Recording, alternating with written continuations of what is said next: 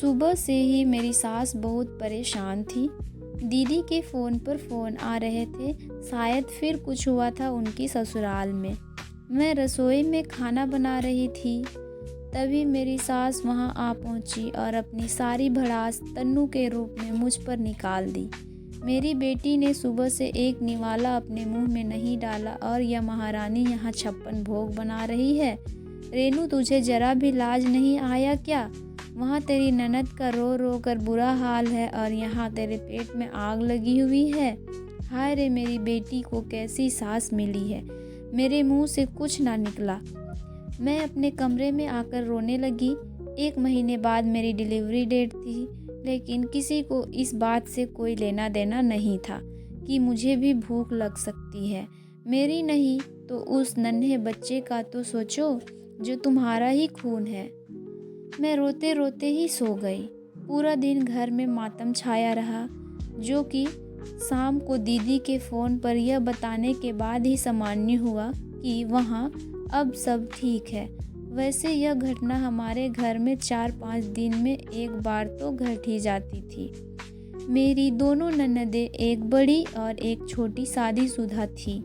वैसे तो उनका ससुराल भी सब ससुरालों की तरह ही था, लेकिन जब भी उनकी ससुराल में कोई आंधी आती तो हमारे घर में तूफान आ जाता और सारा गुस्सा मुझ पर ही निकलता था, जैसे मैं इस घर की पंचिंग बैग हूँ। ऐसे ही एक दिन मेरी बड़ी ननद हमारे घर आकर अपने ससुराल का रोना रो रही थी।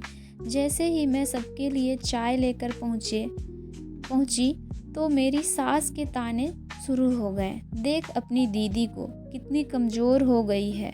सुबह 5 बजे उठकर घर के कामों में जुट जाती है और रात को 12 बजे तक खपती रहती है। तू तो बड़ी किस्मत वाली है जो तुझे इतना अच्छा ससुराल मिला है।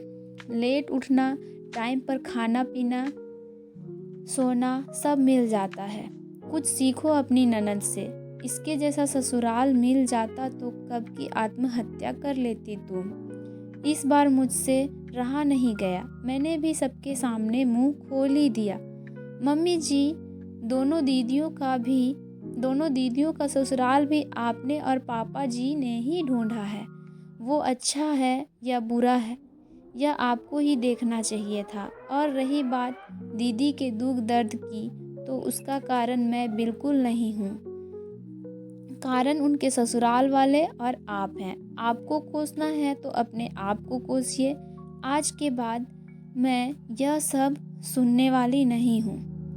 मेरा इतना बोलना था कि मेरी सास मेरे पति शिवम से कहने लगी, देखो शिवम, तेरी बीवी मुझे जुबान लड़ा रही है, तेरी माँ से बदतमीजी कर रही है और तेरी बड़ी बहन का अपमान कर रही है। तूने ही सिर चढ़ा रखा है इसे इतने दिन से।